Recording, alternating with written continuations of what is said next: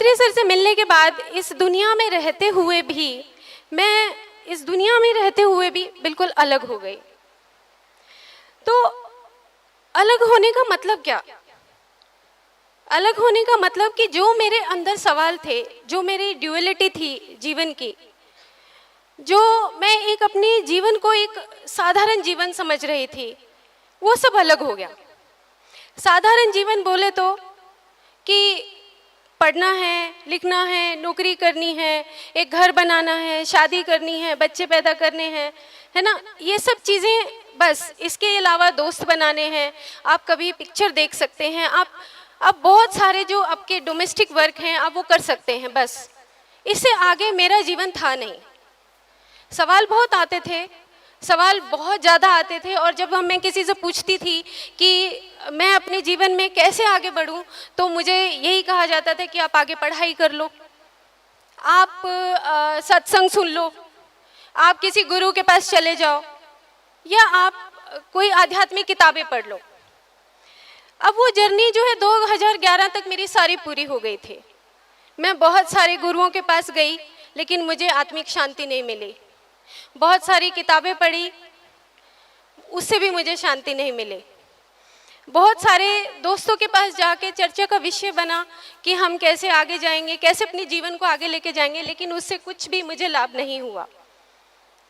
कुछ अनुभव मैंने सीखे, जैसे कि मैं पहले बहुत वृंदावन जाती थी 2011 से पहले, कुछ मैं गुरु के पास जाती थी, वहाँ से भी मैंने कुछ ऐसे अनुभव लिया कि नहीं, जीवन ये भी नहीं है कि हम एक जगह उसी में उस माया जाल में फंस जाएं।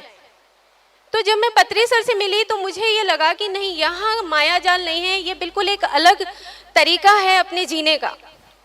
और सबसे बड़ी चीज़ जो मुझे पत्री सर की जो सबसे अच्छी लगती है, वो मुझे ये अच्छी लगती है कि एक गुरु और एक दोस्त होने के साथ साथ वो हमें फ्रीडम देते हैं। अब फ्रीडम क्या है जीवन में कि आपके जो लॉ ऑफ कर्म है वो हमें समझ आ जाते हैं। जब आप एक आत्मज्ञान के रास्ते पे चलते हो तो आपको वो अपनी ज़िंदगी उन लोगों से हटके एक अलग रास्ते पे चलने का जो मार्ग है, उसमें आपको समझ आने लगता है कि क्या फ्रीडम है, और उस फ्रीडम को आपको कैसे उस फ्रीडम को करना है। तो 2011 में जब मैं विशाखापट्टनम में पत्री सर से मिली, तो मिलने के बाद मेरे कुछ अनुभव ऐसे हुए कि मैं जब विशाखापट्टनम में पिरामिड के अंदर ध्यान कर रही थी, तो मेरे को ऐसे लगा कि जैसे मेरी पूरी बॉडी जल गई है, मैं अग्नि हूँ। और जलने के बाद मेरे पैर के अंदर से पिरामिड, छोटे छोटे पिरामिड निकलने शुरू हो गए। ये मेरा जीवन का अनुभव था।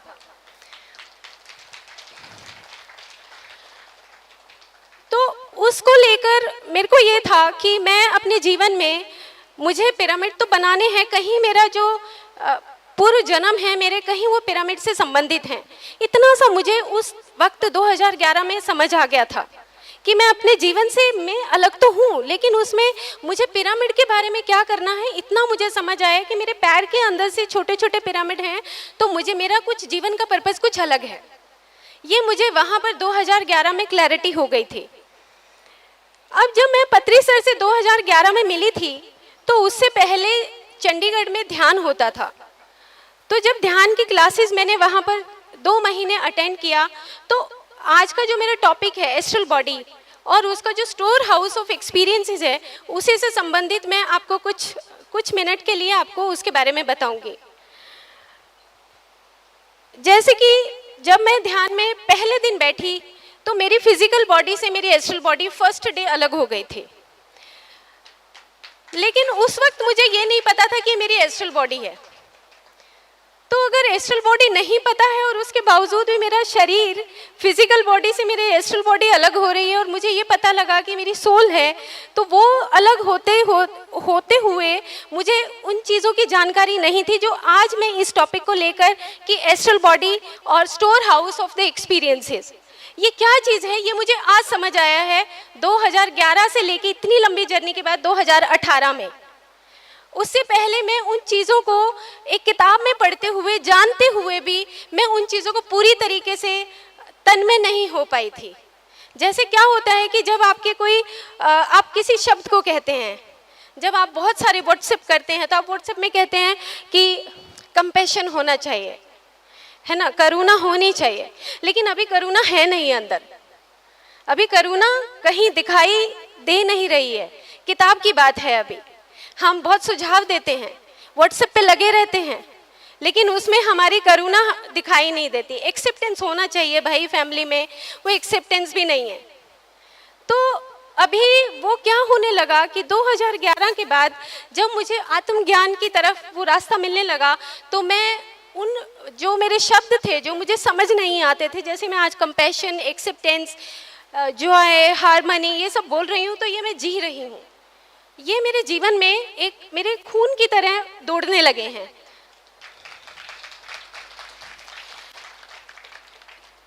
दो 2011 से लेके 2018 तक के सफ़र में, 2011 में जब मैं सर से मिली, तो उसके बाद आने के बाद मैंने निश्चय किया कि मैं 100% अपने आयुष डिपार्टमेंट में एक पिरामिड बनाऊंगी। मैं वहाँ से ये निर्णय लेकर आई, और उसके साथ साथ मुझे जो मेरे अनुभव थे, क्या होता है कि एक जो आपकी लाइफ जर्नी है 2011 से लेके 2018 तक, तो उसमें अलग अलग तरह के मेरी लाइफ में फेजेस आए। मेरी लाइफ के पहला जो फेज़ था 1 साल का, उसमें मुझे शायद मास्टर्स ने मुझे ये मंजूर होगा उनको कि ये सिखाना है कि कैसे बॉडी, फिजिकल बॉडी से एस्ट्रल बॉडी अलग होती है। वो मैंने पहले 1 साल में फिजिकल बॉडी से एस्ट्रल बॉडी अलग होना सीखा। जैसे मैं ध्यान करती, तुरंत मैं अपनी फिजिकल बॉडी से मेरी एस्ट्रल बॉडी अलग हो जाती और वो ट्रेवल करने लगती। लेकिन एस्ट्रल बॉडी के बारे में मुझे डिटेल जानकारी, या कॉजल बॉडी के बारे में मुझे डिटेल जानकारी नहीं थी। सिर्फ मैं ये जानने लगी एक्सपेरिमेंट तौर पे या एक्सपीरियंस के बेसिस पे कि मेरी फिजिकल बॉडी से मेरी एस्ट्रल बॉडी कैसे अलग हो रही है। धीरे धीरे मैंने ये सीखा कि एस्ट्रल बॉडी कभी इधर निकलती है, कभी इधर निकलेगी, कभी ट्रेवल करके वहाँ जा रही है, कभी वहाँ जा रही है। तो मेरे को ये पता लग गया कि मैं एक फिजिकल बॉडी या मैं एक शरीर नहीं हूँ। ये मेरे को कंफर्म हो गया अपने जीवन में कि मैं शरीर तो नहीं हूँ जिसके सहारे हम बहुत सारे लोग अपने जीवन में बिना मेडिटेशन के, बिना ध्यान के अपने आप को शरीर समझ बैठते हैं। ये मेरे जीवन में एक पहले साल में मेरे जीवन में ये बदलाव आया कि नहीं, मैं शरीर नहीं हूँ, मैं फिजिकल बॉडी नहीं हूँ, मेरे अंदर एक एस्ट्रल बॉडी है जो रोटेट करती है, वो घूमती है, वो ट्रेवल हो सकती है। उसी साल के अंत में मेरा एक और अनुभव हुआ जो मुझे मास्टर्स ने सिखाया कि अपनी फिजिकल बॉडी से अलग होके आप कौन से प्लैनेट पे, कौन से स्टार पे ट्रेवल कर सकते हैं। ये भी मैंने पहले साल के और 1.5 साल के लगभग ये मैंने सीखा कि आपकी जो फिजिकल बॉडी से जब आपकी एस्ट्रल बॉडी अलग होती है, तो आप एस्ट्रल बॉडी के साथ आप कहाँ कहाँ ट्रेवल कर सकते हैं। ये मास्टर्स ने मुझे पहले के 1.5 साल में सिखाया। अब ये सिखाते सिखाते मुझे बहुत सारी मेरी जो बुक्स थी, जो मुझे इंट्यूटिवली मुझे मास्टर्स ने बताई कि अभी तुम्हारा ये बुक पढ़ने का टाइम है। जैसे फॉर एग्जांपल कि मुझे एक अनुभव हुआ जब मेरी फिजिकल बॉडी से मेरी एस्ट्रल बॉडी जब अलग होती थी, तो मुझे मेरे जो फैमिली मेम्बर हैं उसमें से मेरे किसी ब्रदर ने आकर बोला,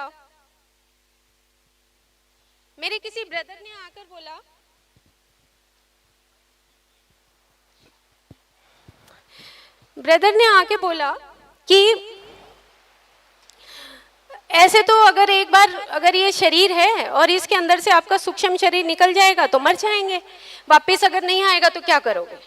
क्योंकि ये जब हम ध्यान करते हैं तो ये फियर सभी के मन में होता है कि अरे अगर ये एस्ट्रल बॉडी अलग हो गई और वापस नहीं आएगी तो क्या होगा। तो ऐसे मेरे को ऐसे घर में जब चर्चा चलती, कोई ऐसा डिस्कशन होता, तो मेरे को अंदर से मेडिटेशन में बताया गया, एक मुझे पिक्चर आई मेडिटेशन में, और वो पिक्चर के माध्यम से मुझे बताया गया कि ये बुक अब आप फाइंड आउट करो, इस बुक के अंदर इसका आंसर लिखा हुआ है। तो वो बुक थी Ramtha, the create your own reality. मेरा वो टाइम पीरियड था जब मैंने वो बुक पढ़ी। तो जे नाइट की लिखी हुई किताब है, वो मैंने वो बुक पढ़ने के बाद मुझे पता लगा अरे ये जो बॉडी है वो अलग कैसे होती है और बाद में वो वापस कैसे आती है। तो मुझे ये पता लगने के बाद मेरा कॉन्फिडेंस इंक्रीज हो गया कि यस, मैं उस मेडिटेशन में सही जा रही हूँ। उसके साथ साथ जब भी मेरी पत्री सर से मुलाकात होती, तो जब मैं पत्री सर से मिलती तो पत्री सर सबसे पहले यही पूछते हैं, हाँ तुम्हारा अनुभव बताओ, क्या किया, बताइए अपना अनुभव। तो जब मैं अपना अनुभव बताती तो मैं कॉन्फिडेंट हो जाती। तो मेरी जर्नी पहले 2 साल में ऐसे बढ़ती चली गई, और ऐसे बढ़ते बढ़ते मुझे ये पता लगना शुरू हुआ कि मेरी एक फिजिकल बॉडी है, एक मेरी एस्ट्रल बॉडी है, एक मेरी कॉजल बॉडी है, कारण शरीर है। तो मुझे ऐसे पता लगते लगते मेरी दूसरी तरफ जो मेरी ऑफिस की लाइफ थी उसमें मैं अपना पिरामिड बनाने की एक फाइल मूव हो गई। तो जो पिरामिड है वो आप देख रहे होंगे कि ये आयुष में पिरामिड 3 साल में गवर्नमेंट ऑफ हरियाणा ने 3 साल में ये पिरामिड सरकार की तरफ से बना।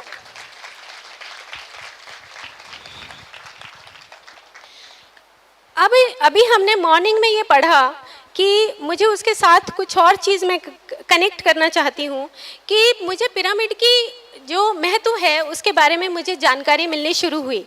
उसी दौरान 2 साल के बाद इजिप्ट का टूर था और इजिप्ट में पिरामिड देख कर आई और वहाँ पर ध्यान किया।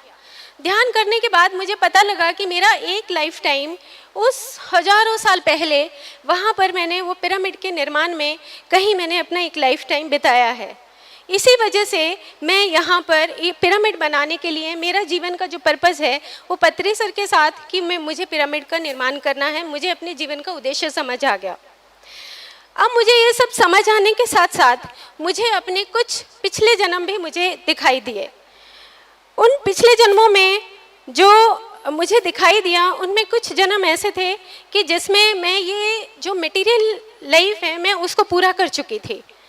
कि जो भी मटेरियल लाइफ है जो हम जीवन में जीते हैं, परिवार की ज़िंदगी है, उन सबको मैं बहुत अच्छे तरीके से अपने पिछले 6-7 जन्मों में बिता चुकी हूँ। और कुछ जन्मों में मैं ध्यान करके अपना जीवन बिता चुकी हूँ। तो मेरा इस जीवन में मेरा पर्पज़ क्या है वो मुझे ये समझ आया कि मेरा पर्पज़ ये है कि मुझे अपने काम के साथ साथ अपना ध्यान सिखाना है, पिरामिड बनाना है, वेजिटेरियनिज्म के ऊपर काम करना है, स्वाध्याय करना है, सत्संगत करनी है। ये सब चीज़ें मुझे धीरे धीरे अपने जीवन का लक्ष्य समझ आने लगा। तो जब हम पहली बार जब मेडिटेशन में आते हैं और उसके करीब लगभग 1-2 साल के बाद तक आप बहुत एंथुजियास्टिक होते हैं, नहीं ध्यान बहुत ज़रूरी है, ध्यान करना चाहिए, और ध्यान में एस्ट्रल बॉडी क्या होती है और एस्ट्रल बॉडी के साथ हम कैसे ट्रेवल करें। अभी मैं आ भी रही थी तभी भी मेरे से कुछ लोगों ने क्वेश्चन किया कि ये एस्ट्रल बॉडी क्या होती है।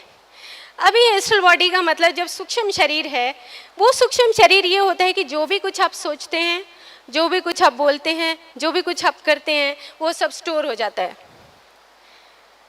तो इसीलिए पत्री सर बार बार बोलते हैं कॉमन सेंस, जब बोलना है तो उतना ही बोलो जितना ज़रूरी हो। हमेशा पत्री सर बोलते हैं उतना ही सोचो जितना ज़रूरी हो, अपने समय का सही सदुपयोग करो, क्योंकि वो एक ऐसे गुरु हैं, एक ऐसे दोस्त हैं जो सिर्फ बता दिया कि ये आत्मज्ञान का रास्ता है, चलना तो हमने है। वो हमारी अपनी जर्नी है, वो क्योंकि उन्होंने पूरा फ्रीडम दे रखा है कि इट इज़ योर जर्नी, आपको कैसे करना है वो आप करेंगे।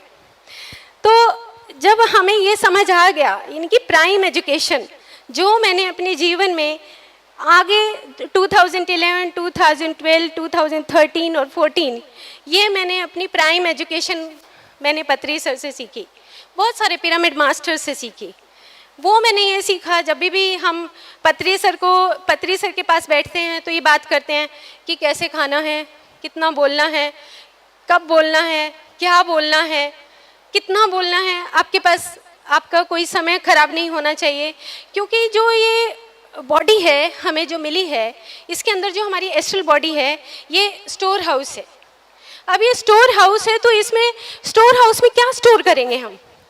अपने उन क्षणों को बर्बाद करके भी स्टोर कर सकते हैं, फिजूल की बातें करके भी स्टोर कर सकते हैं, है ना, फिजूल का टाइम बर्बाद करके भी स्टोर कर सकते हैं। लेकिन अगर मुझे ये समझ आ गया कि ये मेरा स्टोर हाउस है, ये मेरी एस्ट्रल बॉडी है जो मेरे आगे के लिए ट्रेवल करेगी, तो वो मैं उसमें ज़्यादा एक पर्टिकुलर हो जाऊंगी कि नो, मुझे अपने इन 24 घंटों को सही इस्तेमाल करना है।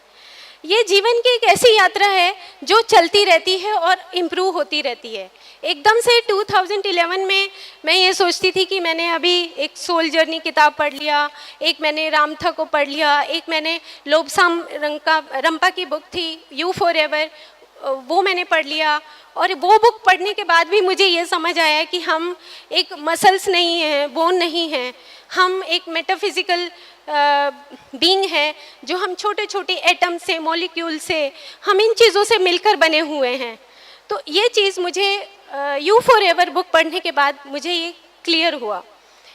तो इस तरीके से मेरा जो जर्नी है वो धीरे धीरे 2011 टू 14 मुझे अपनी बॉडी से बाहर के एक्सपीरियंसेस ज़्यादा हुए और दूसरे देशों में ट्रेवल किया पत्री सर के साथ, जैसे बॉस्निया जाने का, आर्मेनिया जाने का, जॉर्जिया जाने का, स्विट्ज़रलैंड, सिंगापुर, मलेशिया, ये बहुत सारे कंट्रीज़ में मुझे जाने का पत्री सर के साथ सानिध्य प्राप्त हुआ।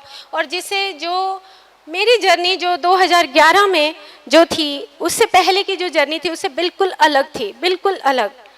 और मैं ये समझती हूँ कि जो अलग है, अलग होने का मतलब है कि कुछ तो पाया है, नहीं तो वो एक कॉमन ज़िंदगी में आप वही चीज़ करते जा रहे हैं, कितना करेंगे यार, कितना करेंगे, कितनी बार अपने फर्श को रगड़ेंगे घर में, कितनी बार कपड़े धो धो के हम प्रेस करेंगे, यार हो गया, बस बहुत हो गया। अभी उस जर्नी से बाहर निकल के दूसरों को ध्यान सिखाते हैं तो इतना आनंद आता है। मेरे यहाँ पे बहुत सारे पिरामिड मास्टर्स बैठे हैं जो हरियाणा से आए हुए हैं, लगभग 80 के करीब पिरामिड मास्टर्स हैं। मैं उनका तहे दिल से थैंक यू करती हूँ कि वो लगभग 1 साल से वो ध्यान कर रहे हैं और ध्यान करने से उनके जीवन में पूरा बदलाव है, पूरा जीवन उनका बदल गया है। तो हमारी जो जर्नी है वो धीरे धीरे आगे बढ़ती रहती है, अनंत है ये। मैं एक बार पत्री सर से, जब मैं बॉस्निया में थी, तो पत्री सर को मैंने कहा कि सर मेरे बच्चे बड़े हो गए हैं और अब मैं पूरा ध्यान पर देना चाहती हूँ। तो पत्री सर ने कहा कि नो वरी नो हरी, अगले जन्म भी हैं, क्यों जल्दी कर रही हो।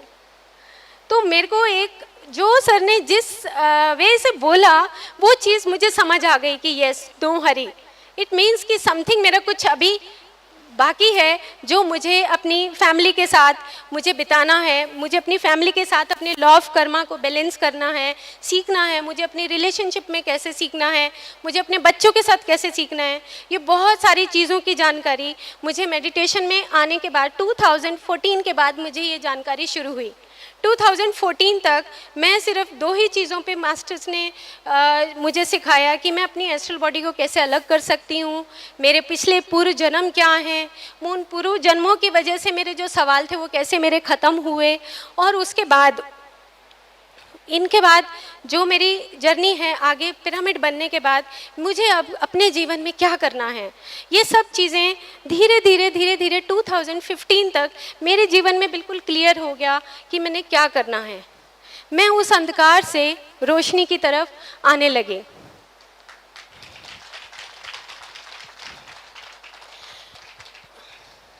ये पंचकुला में घर का फ़ोटो है। घर में भी हमारे 2nd फ्लोर पे ये पिरामिड बनाया है। 20 बाय 20 का ये पिरामिड है, जो इसके अंदर अभी बहुत सारे लोग आते हैं जो ध्यान करते हैं वहाँ पर पंचकुला में। और पत्री सर ने इस घर के पिरामिड का इनॉग्रेशन किया था। तो जब पत्री सर ने इनॉग्रेशन किया तो बहुत सारे लोग जब बैठे थे, तो पत्री सर से जब बात हो रही थी तो उन्होंने 2 बातें मुझे कही। उन्होंने कहा कि मोर रूटेड मोर फ्रूटेड। अब ये बात क्या थी, क्योंकि मेरे बहुत सारे फैमिली मेम्बर्स बैठे हुए थे, शायद मैं उस वक्त अपने जीवन में अपने फैमिली मेम्बर्स के साथ इतना कनेक्टेड नहीं थी जो आज कनेक्टेड हूँ। आज मेरे इन-लॉज़ की तरफ से 40 मेम्बर्स यहाँ पर आए हुए हैं, 40 मेंबर्स गांव से आए हुए हैं, मेरे सारे नंदे देवर सब आए हुए हैं, all are present here. Just because कि मुझे ये जो सूत्र दिया सर ने कि आपको how to develop your relationship, आपको अपने जीवन में उस रिलेशनशिप में कैसे काम करना है, ये भी मुझे मेडिटेशन से आया। क्योंकि ये प्राइम एजुकेशन है जो हम शायद जीवन में खो देते हैं। बहुत डिग्रियां कर ली, अभी भी मैं पेपर दे रही हूँ। पेपर देने के बाद भी मतलब मुझे ये है कि मैं इतनी डिग्रियां करने के बाद भी आई एम नॉट परफेक्ट। मैंने अपने जीवन में अपना आयुर्वेदा का ग्रेजुएशन किया, लॉ का ग्रेजुएशन किया, उसके बाद मैंने फ़िलॉसफ़ी किया, मैंने योगा मेडिटेशन किया, मैंने डाइटेटिक्स में पोस्ट ग्रेजुएशन किया। इतने सारी डिग्रियों के साथ भी आई वॉज इम्परफेक्ट, क्योंकि मुझे लगा कि जो मेरे जीवन में अभी कमी है, जो सर ने मुझे सूत्र दिया कि मोर रूटेड मोर फ्रूटेड, ये मुझे समझ आया कि कहीं ना कहीं मेरे जीवन में कुछ मेरे में कमी है, जो गैप है, जो मुझे पूरा करना है। तो अब क्या हुआ कि 2015 में 2015 में मेरी जर्नी ने हल्का सा टर्न लिया। मेरी डॉटर बड़ी हो रही थी, तो जैसे मेरी डॉटर जो बड़ी हो रही थी, तो आपस में एक एडोलेसेंट ग्रुप में और एक पेरेंट में क्लैश रहता है, आपको ये फैशन नहीं करना, या मैं एज ए मदर बहुत अथॉरिटेटिवली बोलती थी। मेरे बिहेवियर में, स्पिरिचुअलिटी में होते हुए भी मेरे बिहेवियर में लिटिल बिट फ़र्क था कि ओके ठीक है, मुझे समझ आ रहा था। लेकिन मुझे एक अंदर से फिर से मेडिटेशन में आया कि अभी आपको कन्वर्सेशन विद गॉड आपको पढ़ना चाहिए, सेकंड पार्ट। सीधा मेडिटेशन में मुझे मास्टर्स ने कहा कि अभी this is the time you go for the conversation with God, second part. अभी मुझे ये जानकारी नहीं थी, मैं बेंगलोर वैली से आई थी और मैं बाय चांस वो बुक ले आई साथ में। तो मैंने देखा अपनी स्पिरिचुअल लाइब्रेरी में, तो बुक मेरे पास थी। वो बुक जब मैंने पढ़ी, तो उसके मैं पढ़ने के बाद मुझे पता लगा कि जो हमारे बच्चे हैं वो हमारे वोम को चुनते हैं, वो हमारे बच्चे हमारी जायदाद नहीं है, वो हमें चुनते हैं। कोई तो माध्यम होगा ना धरती पे आने के लिए, तो अब वो माध्यम उसने, मेरी डॉटर ने, मेरे सन ने चुना है मुझे, लेकिन मैं उसके ऊपर वो थोप नहीं सकती जो कुछ भी मैंने अपने समाज से सीखा। मेरा थोपने का कोई मतलब नहीं है। वो चीज़ क्लैरिटी मुझे कन्वर्सेशन विद गॉड पढ़ने के बाद हुई कि नहीं, दे आर इंडिविजुअल पर्सनैलिटी, उनकी अपनी एक इंडिविजुअल पर्सनैलिटी है जो उनको जीने का हक है, उनको जीने देना चाहिए। ये चीज़ मैंने अपने मेडिटेशन में आने के बाद 2014 और 15 में ये मैंने सीखा, और उसके बाद मेरे जीवन का जो घर का सीन था वो टोटल बदल गया। बच्चों के अंदर एक जो फ्रेंडशिप है, वो एक फ्रेंडशिप आ गई। हम एक दूसरे से बात करने लगे, बोलने लगे, बिहेवियर में चेंज आ गया, मैं सॉफ्ट हो गई। जैसे कि पत्री सर ने, अभी जब पत्री सर आए तो पत्री सर ने फिर वही 4 चीज़ें बोली महात्मा बुद्ध की, कि मैत्रेयी, करुणा, मुदिता और मैत्रेयी होती है, करुणा है और मुदिता है, 4 चीज़ें होती हैं। तो उसमें मित्रता का व्यवहार क्या होता है और करुणा का व्यवहार क्या होता है, और उपेक्षा, 4 चीज़ें हैं, मैत्रेयी, करुणा, मुदिता और उपेक्षा। तो अभी मेरे को फिर एक जीवन में चैप्टर मिला कि उपेक्षा क्या होती है। अब कई बार क्या होता है कि आप एक मेडिटेटर है, एक मास्टर है और एक दूसरा मास्टर नहीं है, मान लो फैमिली में है, मान लो या फ्रेंड सर्कल में है, तो अब क्या करेंगे। उपेक्षा का मतलब सर ने इतने आराम से समझाया कि ठीक है, वो उसकी जर्नी है, उसको जीने दो, वो जैसे जी रहा है, जैसे कर रहा है, करने दो, but no interference. No interference एक बहुत बड़ा लॉ है, ये कॉस्मिक लॉ है। ये समझ आया कि आप किसी के बारे में जजमेंट नहीं कर सकते कि वो खराब है। ये जजमेंट करने का जो क्वालिटी है, ये हमारा सबका ही है, कॉमन है कि वो ऐसा है, बस खाली टाइम में हम यही करते रहते हैं। अपनी फैमिली की नहीं तो किसी दूसरे की बात करना शुरू कर देंगे, कभी ऑफिस की बात शुरू कर देंगे, क्योंकि हमें वो चीज़, वो आत्मज्ञान अभी धीरे धीरे, मतलब हम चल रहे हैं, हमें धीरे धीरे समझ आ रहा है। ऐसे ही मेरी लाइफ में भी ये बदलाव आया कि जो ये मेरी एस्ट्रल बॉडी है, ये एस्ट्रल बॉडी जो हम बाहर निकालना सीखते हैं, इससे ज़्यादा इम्पॉर्टेंट है जो मेरी एस्ट्रल बॉडी अभी है, जो एस्ट्रल बॉडी में मैंने स्टोर हाउस किया हुआ है, उसको मैं धीरे धीरे करके उसको मैं सीखूं और अपने लेसन्स को सीख के मैं आगे रास्ते पर बढ़ूं। यही एस्ट्रल बॉडी का स्टोर हाउस ऑफ एक्सपीरियंसेस है, जिसमें हम बार बार एक्सपीरियंसेस लेते हैं अपने जीवन में कि हाँ अच्छा, मैंने ये कर लिया, अभी मैंने ये सीख लिया, और उसके बाद फिर इस सीखने के बाद मुझे और नया क्या सीखना है। ये एस्ट्रल बॉडी के एक्सपीरियंसेस ही हैं। तो 2015 तक मेरे जीवन में बहुत सारा बदलाव आ चुका था, जिसमें मेरी फैमिली मेम्बर्स, मेरे ऑफिशियल जो मेरे सबॉर्डिनेट्स हैं, मेरे ऑफिसर्स हैं, उन सब के साथ मेरा एक बहुत अच्छा कोऑर्डिनेशन हो गया। और पिरामिड बना और उसके बाद कई जगह पर पिरामिड बना, जैसे घर में बना, यमुनानगर के सिविल हॉस्पिटल में पिरामिड बनाए और जगह जगह क्लासेस लेनी शुरू करी। इसी तरीके से जो मेडिकल ऑफिसर्स हैं उनको भी ध्यान सिखाया, जो भी नए मेडिकल ऑफिसर्स आते उनको भी ध्यान सिखाना शुरू किया। 2015 के एंड तक मैं अपनी जॉब में रही। उसके बाद फिर मेरी लाइफ में एक और टर्न आया जिसमें मैं 3 साल की छुट्टी पर एक रिसर्च वर्क में चली गई। अब मेरे लिए जो ये 3 साल थे ये मेरे जीवन के इतने इम्पॉर्टेंट ईयर्स थे, क्योंकि ये साल मेरी एक रिसर्च वैल्यू के साथ साथ मुझे एक स्पिरिचुअल वर्क भी इन्होंने दिया मुझे।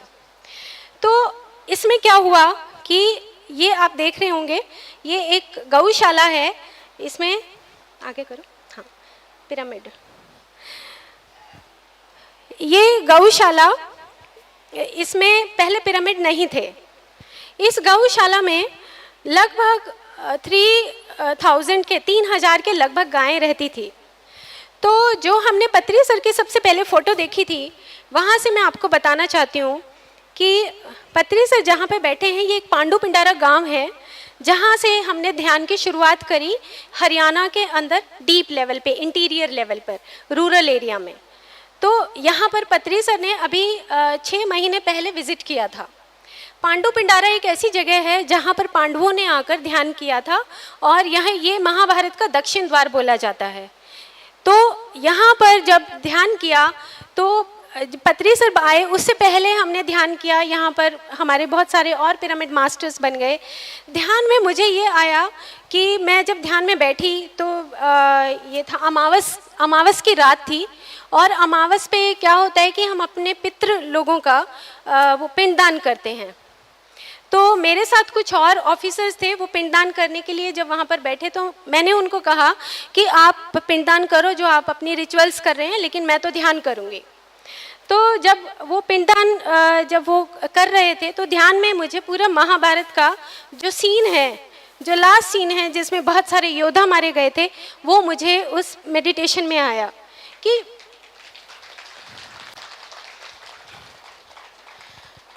ये जो हम अपने पितृ लोगों को हम पिंडदान करते हैं, ये रिचुअल्स के माध्यम से ना होके ध्यान के माध्यम से अगर हम ध्यान करते हैं तो हम अपने पितरों से एस्ट्रल बॉडी के थ्रू हम कनेक्ट हो सकते हैं, उनको जान सकते हैं, उनसे फॉरगिवनेस, माफ़ी मांग सकते हैं, हम उनसे बात कर सकते हैं।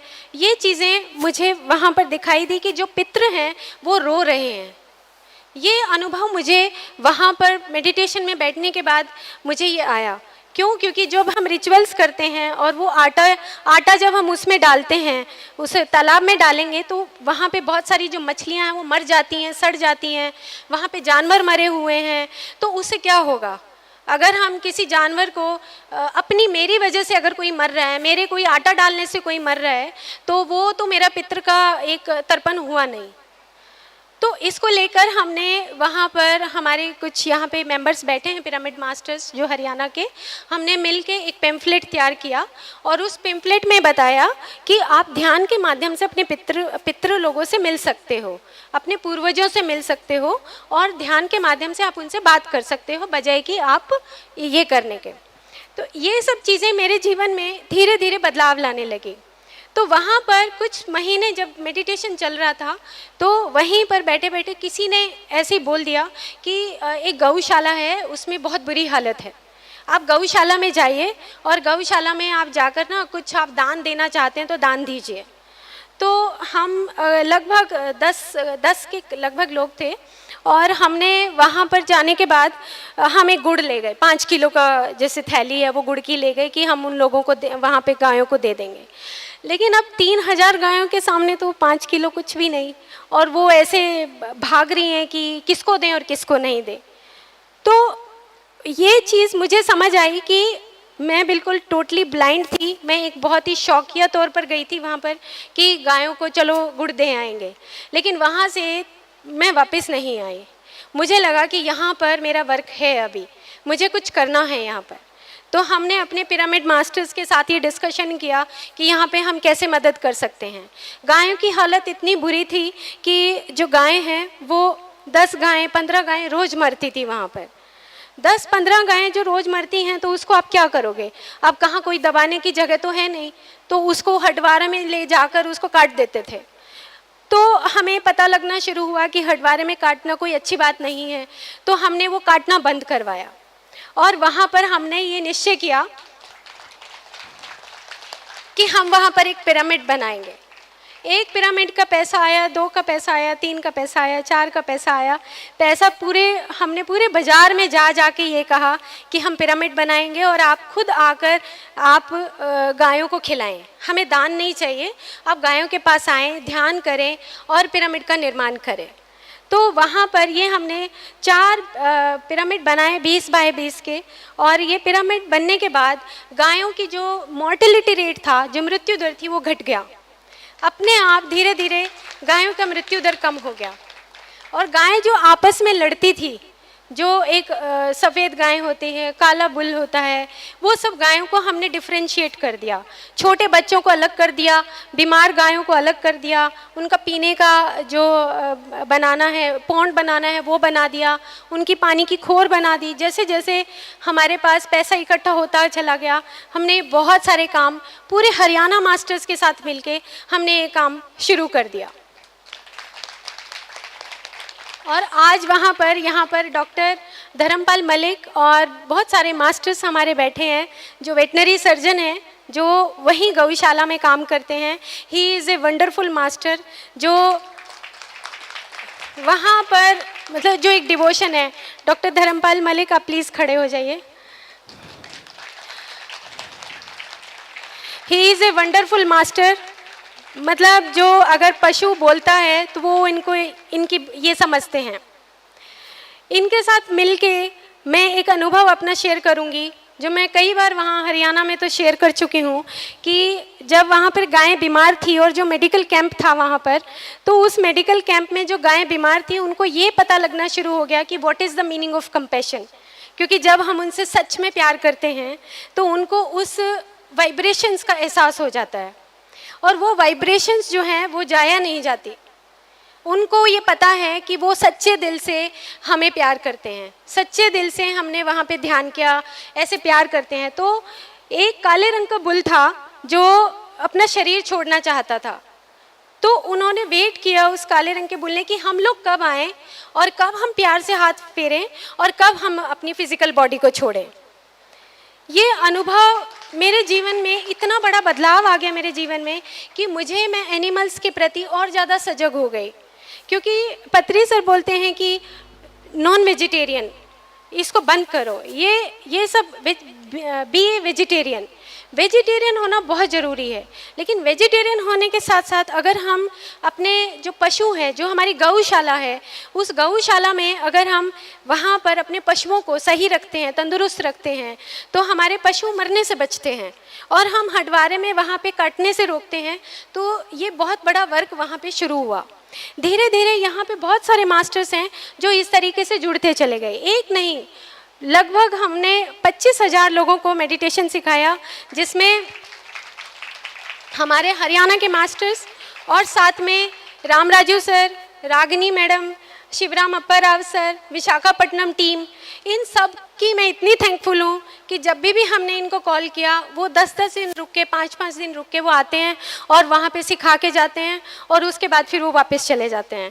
तो ये जो थैंकफुलनेस है, ये भी मेरे को नहीं पता थी पहले। मैं नहीं जानती थी कि थैंक यू का मतलब क्या होता है। हम वैसे ही वर्बली बोल देते हैं thank you thank you, thank you अंदर से आता नहीं है। लेकिन अभी थैंक यू अंदर से आने लगा है कि कितना बड़ा काम है जो हमें इस धरती पे, हमें इस धरती को स्वर्ग बनाना है। जब हम ध्यान जगत की बुक में पढ़ते हैं तो इस धरती को स्वर्ग बनाना है, तो अभी अंदर चोट मारने लगा कि कैसे वो काम करेंगे हम। तो ये जीवन में मेडिटेशन में धीरे धीरे 2011 से 12 से 13, 14, 15, 16 धीरे धीरे मुझे ये अनुभव होना शुरू हुआ कि मेरी जो फिजिकल बॉडी है उसके अलावा जो मेरी एस्ट्रल बॉडी है, जो मेरा स्टोर हाउस है, वो ही मेरे एक्सपीरियंसेस का स्टोर हाउस है, जिसमें मैं अपने एक्सपीरियंसेस को स्टोर कर रही हूँ। और वो जो एक्सपीरियंसेस मेरे स्टोर हो रहे हैं, तो शायद दूसरे एक्सपीरियंसेस हैं मेरे पास्ट लाइफ के, वो डिलीट हो जाएंगे और एक नई दुनिया शुरू होगी, जिससे मैं अपने आप को अभी भी मैं फील करती हूँ कि मैं और जो दुनिया है उससे मैं हट के काम करती हूँ। फिर उसके बाद जब हमने गौशाला का ये काम किया, आगे करो, ध्यान सिखाना शुरू किया। यहाँ पे बहुत सारे मास्टर्स हैं जो ध्यान सीखते सीखते वो ऐसे मास्टर्स बन गए। ये रमेश जी बैठे हैं, जोगिंदर भैया बैठे हैं, सुभाष जी बैठे हैं, प्लीज़ आप खड़े हो जाइए। जोगिंदर भैया, रमेश जी, इनका रेगुलर ये अपने स्कूल में मेडिटेशन सीखने के बाद हर रोज़ हमारे ग्रुप पे शेयर होता है, हर रोज़ ये मेडिटेशन सिखाते हैं। संजू मैडम हैं, ये हमारे डीएवी पुलिस लाइन की हैं और ये हर रोज़ बच्चों को मेडिटेशन सिखाते हैं। तो ये कुछ मेडिटेशन की फ़ोटोग्राफ है जो आप देखेंगे। तो ये सारी फ़ोटोग्राफ्स इसी मेडिटेशन से संबंधित हैं जो डेली रेगुलर वहाँ पे मेडिटेशन होता है। अब अगर हम कहीं बाहर जाते हैं, 2 मास्टर्स कहीं बाहर जाते हैं, तो बहुत सारे मास्टर्स जो हमारे विलेज से आए हैं, ये मास्टर्स भी अपना काम संभाल लेते हैं। तो इसमें एक गांव है जो निर्जन है, ये लास्ट में आएगा। ये निर्जन की फ़ोटोग्राफ है। ये निर्जन की जो फोटोग्राफ है, इसमें ये जितनी भी हमारे यहाँ पे विलेजर्स बैठी हैं, ये फोटोग्राफ इन्हीं मास्टर्स की है। और जब मैं इन मास्टर्स को देखती हूँ तो मुझे ऐसा फील होता है कि ये जितने भी गांव की जो महिलाएं हैं, ये मास्टर्स हैं, पिरामिड मास्टर्स हैं, ये सब महिलाएं, ऐसे लगता है जैसे पक्षियों में हंस होता है, तो ऐसे ही मुझे ये दूर से दिखते हैं। हर रोज़ रेगुलर, कोई जाए ना जाए, लेकिन पिरामिड बनने के बाद, निर्जन में पिरामिड बनने के बाद ये हर रोज़ रेगुलर 1.5 घंटे का मेडिटेशन वहाँ पर होता है। 1.5 घंटे मेडिटेशन इतना रेगुलर है और उनके पूरे जीवन में बदलाव आ गया है। तो ये जर्नी रही 2011 से और 2016-17 तक की ये जर्नी थी। अभी रिसेंटली जब ये टॉपिक रखा गया कि astral body and the store house of experiences, तो इसके साथ मैं एक किताब पढ़ रही थी। उसका नाम है causal body and the ego, written by Arthur E Powell. उनकी किताब है। तो उसके लगभग 300 पेज हैं, जिसमें से मैं 150 पेज इसको पढ़ चुकी हूँ। इसके बीच में ये प्रोग्राम आ गया। तो इसमें मैं अपने आप को शेयर करना चाहूँगी कि मैं 2011 में जब एस्ट्रल बॉडी सोचती थी, तो एस्ट्रल बॉडी कुछ और थी। जब तो मेरे लिए बस ये था कि मैंने एक्सपीरियंस किया और मेरी बॉडी में से, मेरी फिजिकल बॉडी से एस्ट्रल बॉडी अलग हो गई, ठीक है, ओके, ये एक ट्रेवल है जो सीखना है, जो मास्टर्स सिखाना चाहते हैं। लेकिन अब ये क्या चीज़ है और मैं उसको कैसे जीऊँ? अब ये कनेक्शन बहुत इम्पॉर्टेंट है।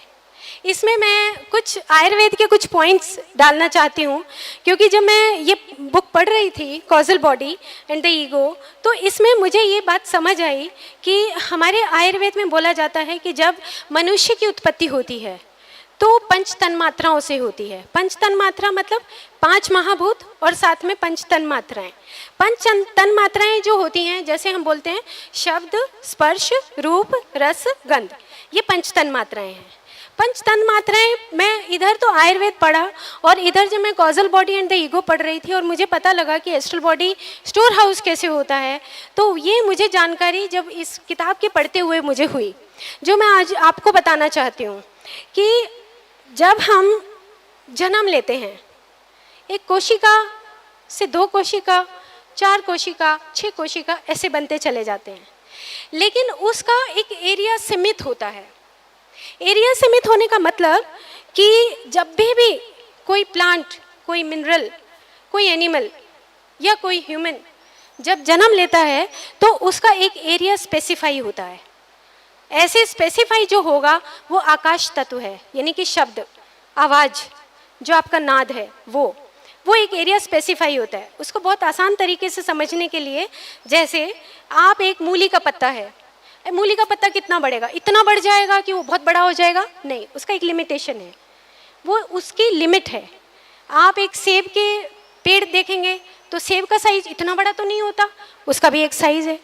तो जो लिमिट तय करता है, जो एरिया तय करता है, वो हमारा आकाश तत्व होता है। उस तन मात्रा में जो एरिया तय करना है। सेम इसी तरीके से हमारे भी शरीर के अंदर जब सेल्स डिफाइन करना शुरू होती हैं और जब हम मृत्यु की तरफ जाते हैं, तब दोनों वक्त हमारी डेफिनेशन हमें पता होनी चाहिए कि मेरा एरिया कितना है। मैं उस एरिया को एक तरफ बढ़ाना शुरू करती हूँ, ये मेरा मन है, मैं उधर मटेरियलिज्म में जा रही हूँ, मैं फार्म हाउस खरीद रही हूँ, मैं ये कर रही हूँ, तो मेरा एरिया किधर बढ़ गया, मैं एरिया को भूल गई। मुझे causal body and the ego में ये समझ आया कि यस, हमारी एक एरिया होता है, हमारी एक डायमेंशन होती है जिसको लेकर हमारा निर्माण होता है, हमारे शरीर का निर्माण होता है, हमारी एस्ट्रल बॉडी का निर्माण होता है, हमारी कॉजल बॉडी का निर्माण होता है। वो हमारा निर्माण होता है हमारी तन मात्राओं से। अब जब आकाश तत्व ने एक एरिया लिमिट कर दिया, उसके बाद आता है हमारा वायु तत्व। वायु क्या करता है? वाइब्रेशन क्रिएट करता है, ऐसे वाइब्रेशन करेगा। और इसमें हमारे आयुर्वेद में एक लिखा है कि दिशा और काल ही तय करते हैं सारा हमारे डायमेंशंस। एरिया तय कर दिया बाय आकाश तत्व ने, और जो वाइब्रेशन होगी तो तय करेगा कि हमें ऐसे चलना है या ऐसे चलना है। वर्टिकल है, एनिमल्स सब वर्टिकल्स का ब्रीदिंग इस टाइप से होता है, कोई ऐसे खड़ा करके सांस नहीं लेता है, सबका वर्टिकल ब्रीदिंग है ऐसे, और हमारा ऐसे है, वर्टिकल है, उनका हॉरिजॉन्टल है। अब जब हमारा वर्टिकल ब्रीदिंग होता है तो हमारी जो वाइब्रेशंस हैं, जो वायु है, वो आपस में टकराता है, उससे हमारी जो दिशा है वो तय होती है। एक पत्ते को ऐसे लंबा बढ़ना है जैसे गेहूं का एक पत्ता है, और अगर मूली का पत्ता है तो वो ऐसे स्प्रेड करता है।